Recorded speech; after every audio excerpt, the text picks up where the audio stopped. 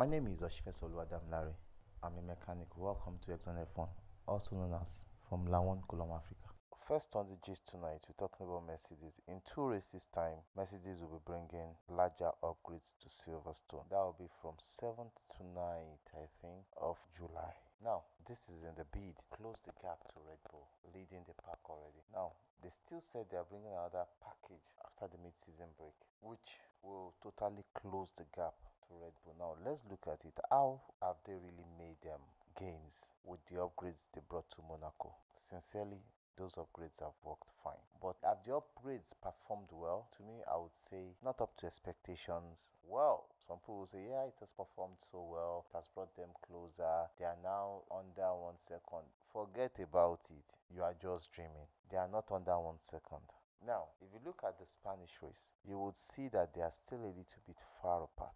If Ferraris had been close enough and the Aston Martin had been close enough, Mercedes will know they are nowhere close at all. That's the truth. They were close, but they were nowhere close. Now going to Canada on Sunday, which comprises of low speed corners, is an hybrid track.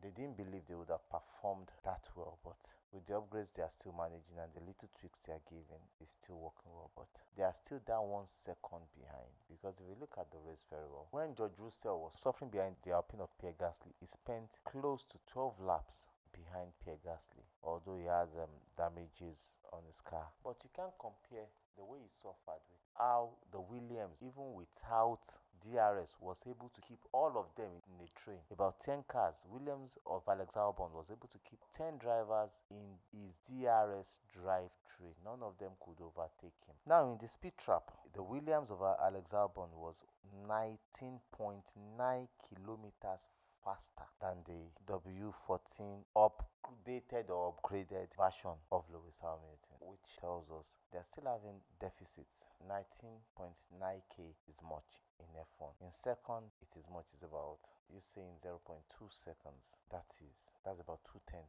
That is much. So I think they really need to bring some upgrades, and I think what they are going to bring next will be they will update their side pods and also improve on their floor. Update their side pod in what sense? Make it to have a downwash. Everybody is going for the downwash of the Red Bull. That is what the Williams are using. That is what the new Ferrari, that is just exactly the Aston Martin, the McLaren, Alpine. So everybody is going towards that. Certainly Mercedes will go towards that. I think downwashing gives more stability and it gives more downforce to their cars, and on corners it makes those cars fast and on straight line, because if you match the speed of the Williams on straight line and the speed of the Red Bull on straight line, they are so close, which means the Williams is so close to Red Bull. The problem with the Williams is, I think, because they backed him and they are still struggling for consistency. With the new team boss they have in James Vowles, I think they should be able to improve and get their groove up. But the Mercedes are still far off. Let's move to the Aston Martin. They brought some upgrades to Canada and those upgrades work perfectly. If Hamilton had not overtook Alonso on the first lap and tried, because for over 20 laps, Hamilton tried to keep him behind him. He tried even till Alonso got rid of him. He kept on trying. He was unable to keep the distance between himself and Alonso. Right before DRS, he was capping. He was still trying. But when the DRS came, he struggled and struggled until he lost the position. And immediately he lost the position. In one lap, Alonso gained 2 seconds in one lap over Hamilton. Then he now maintained a speed to be able to keep Max Verstappen abreast. What was he trying to do? He was saving his tires, he was saving his power, he was harvesting enough power and saving enough power so that he can challenge Max Verstappen, who was also doing the same thing as he was in the race. So when he was about exploring his speed, Max Verstappen to explore the speed, and we can see how they were able to create the distance. Seriously, it was almost a daylight to Lewis Hamilton. He was unable to keep the pace with them, which tells us the Aston Martin are in the right direction. But in 2 races time, Mercedes are bringing a new upgrade. So how will the Aston Martin cope with the Mercedes, and how will they be able to improve to slow down the speed of the Red Bull? That is a serious question. Now, the Red Bull this season has been the fastest car, and I think everybody is closing in on them. But wait, are they really closing in on Red Bull? Now, if they're not really closing in on Red Bull, then what is happening to other teams? I think the other teams are doing their best, they are doing their bit, but because the Red Bull has created a car that would give them a larger gap so that they can win the race or the title this season. Jensen Button said Max Verstappen has already won the title this season. We're just 8 races down. We still have about 15 races. Anything can happen. If any of these teams pick up the pace and put them under serious contention, I think they are going to fall apart. So for me, I can't tell you Red Bull are in the championship position. I believe they still have a lot to do. So for Red Bull, they should get their ass up and keep working. They really need to keep working because they won't be having a field day, certainly. Now, if you look at their wind tunnel hours from June 26, which is in few days' time, from the middle of the season, Alpha Tauri, who happen to be the last team on the table now, be having 1,380 hours, while Williams will be having 1,320 hours. As will be having 1,260 hours. Alfa Romeo 1,200 hours, which is also 1,200 hours. The McLaren will be having 1,140 hours. The Alpine will be having 1080 hours, which is 1,080 hours. Ferrari will be having 1,020 hours. Aston Martin will be having 960 hours for wind tunnel and development. Mercedes will be having 900 hours, while Red Bull will be having 756 hours, which includes their penalty. So if you're having 756 hours, how does that affect them? I'm not seeing 756 hours affecting Red Bull this season because 756 hours is still a lot to gain, a lot from where they are now. I think they are focused on their next year car. So how does 756 hours affect them when they've really gotten a lot of development? All they need to do now is to just wait for other team to flop while they keep winning. They keep pushing themselves, getting themselves into competitive positions because that is where they are. They are still over 5/10 faster than the second best team on the grid, which is Aston Martin for now. So it's still a very long way to go. To gain 5/10 in F1 could be fast, but to gain the remaining tenths could be very, very slow. It will be very difficult eking out those tenths from them. Now, moving to Ferrari. Ferrari did a good job, and their job will be as a result of George Russell's mistakes. They were able to move from outside point to good points. They came fourth and fifth in the Canadian Grand Prix. Now, how did they get there? Their qualifying was their own. They really messed up. It's a normal thing for Ferrari to keep messing up because they've been messing up for the past 2-3 years. Either they mess up in qualifying or mess up in the race, or they get their strategy messed up all through the weekend. But this weekend, they got their strategy right during the race. They were able to nail the strategy for the first time in 3 years. Just clap Ferrari up. At least one time they got it right. One time they got it right, and I hope that will be a continuous thing for them this season. Like I said, put the Red Bull Totilonio, that Red Bull that is gone, they can put them on their toes for the remainder of the season. What are we to expect in 2024? Mercedes now understood what they need to do.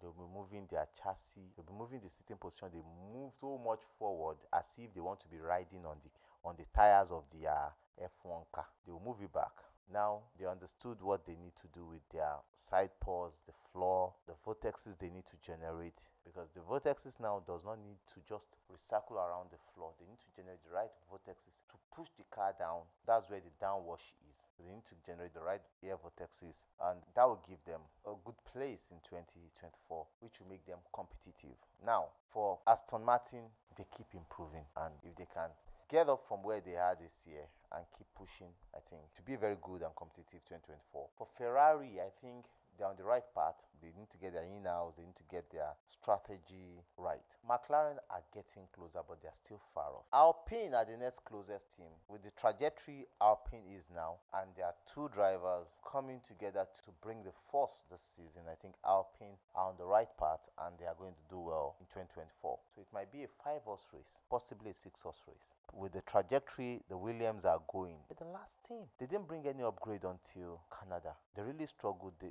got like 2-3 points, 1 point, eking up points. Now coming to Canada, they came 7th. That is 4 points. That is huge for that team. So next year, I think they'll be much more competitive, which leaves us with Alfa Romeo, the Red Bull experimental team, Alpha Tauri, the wonderful Haas. I think Haas has really overperformed this season. It's a plus for them, and they can keep it up if they can keep working. And also, McLaren has a lot of work to do. they are just everywhere. Qualified better, aside from the penalty, they're not a force to reckon with. Their straight line speed is their high speed corner speed is everything is just everywhere for them. Now ending with Max Verstappen. Did I say Max Verstappen? Yes. We are ending the show today with Max Verstappen.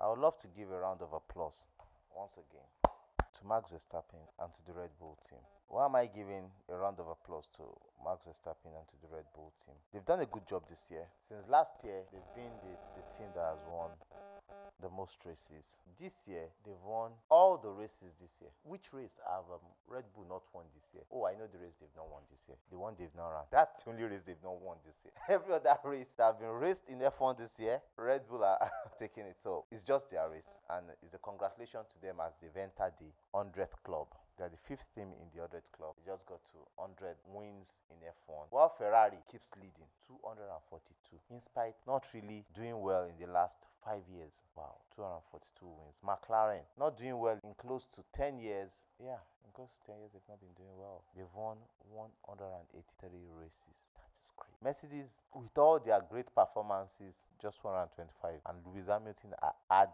most of their wins. Anyway, Williams, 114 wins. Wow. And congratulations to Max Verstappen once again. Aside from we congratulating his team Red Bull, giving him a congratulation along with Red Bull, we're congratulating him especially for his 41st win in F1 in Canada. And there are still more wins to come. But he said a strange thing that those wins not keeping me in F1. And I'm wondering, what will really keep Max Verstappen in F1? It's still the wins. Seriously, it's still the wins, because one thing about F1 is the moment you keep winning, you're engrossed to it. The victory in F1 is not like any other racing sport. You know, as F1 being the pinnacle of racing, if he moves to another category or another series, he will find it difficult. He will still come back to F1, which has been his benchmark, and he would, that is if he leaves. But now that he's still winning, it's possible he wins his third championship this year. Aside from that, can he keep winning? Can he keep winning? Alonso in Aston Martin wants to do something with himself before he leaves F1 again. He wants to win a championship. Possibly he might win some few races. Charles Leclerc is challenging in his raging, should I call it his horse a Belgian horse? His raging Belgian horse that has lost his balls. Sorry. The Ferrari has lost his balls. So next season they might be challenging. 2025 they might also be challenging. But this season I don't see Ferrari challenging nobody. And then with the young blood in Mercedes and the old blood in Mercedes, the ever-great, evergreen Lewis Hamilton, the ever-great, evergreen Alonso, and the ever-great, evergreen Max Verstappen, I think it is going to be a good race in 2024. 2023 is not a done and dusted. We still have a lot of big races to watch out for, and I can tell you Silverstone will be a shutdown. The Austrian race will be a very good race. It will be a eek race. I still see Red Bull dominating because it's their home race and they want to do well. But going to Silverstone is almost all the team in F1's home race. But Mercedes sees it as a home race more than seeing Germany as a home race for the Mercedes team, because Mercedes is a German team. They see the Silverstone race more as a home race, not because they have two British drivers, not because their factory is close to Silverstone, not because they cherish a lot of things about Silverstone, but because they believe England is the home of racing. So they want to do everything, anything to come at Red Bull. Aston Martin will want to do everything, anything to come at Red Bull. So it's going to be a blast.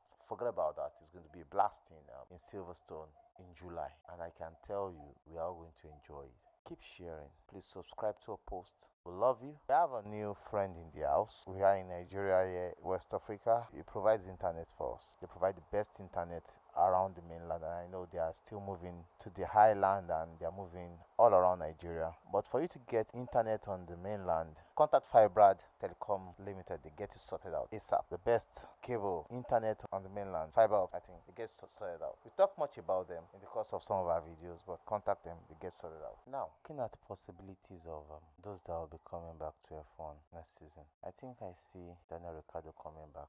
Now, someone needs to go and sit down in AlphaTauri. That could be Nick De Vries. But in the recent races, Nick De Vries have been pulling himself up. He's really been getting his work rate high, but his mistakes are still there because he's not been a Red Bull driver, and the Red Bull is a different car to drive. So I think he will be having challenges. Possibly, we still keep saying Perez might be out, but will Albon be back in a Red Bull car? We don't know yet. But with the way Albon has been performing with Williams, I think the sky is the limit for Alex Albon. But let's see what happens in 2024. 2024 is still 6 months away, and the first race in 2024, which we are hoping to be a 2024 blast, because it's going to be a well jam-packed 2024 season. I think the first race should be coming in March, so let's watch out for that also. That might be beautiful. Yeah, we will start having trivial questions on our post as soon as possible. Just watch out for all our videos. At the beginning of the videos, we will tell you when the trivial question will come in. You can answer the trivial question and win lots of prizes, loads of prizes, cash prizes and gift prizes, and possibly getaway prizes. We just want to make you guys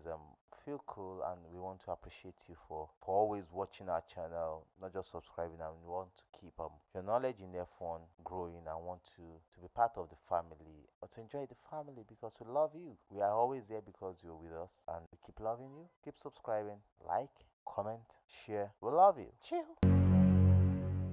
If you're a builder, if you're an art collector, if you have a showroom, Rated is the best place to get the artworks you need for your new buildings, for your art collections, for your showroom, for your exhibition. Rated Art have one of the best murals, mosaic works, and different art patterns in Nigeria presently. And it's somebody that you can communicate with, talks to you, you tell him what you want, and he will bring the reality out for you. To contact Rated Art, his number is right up here, and you can also go on social media links that are pasted right up here to check out some of his works. Thank you. Teams Gadget is for those of you that cannot easily go to the market to get your phones, your laptops, your accessories. Just place a call through. His phone number is there. It gets you the best. It's your shop plug to get you the best phones, accessories, laptops, games, and other accessories for your computer gaming experience. Contact Teams Gadget and you get them for you.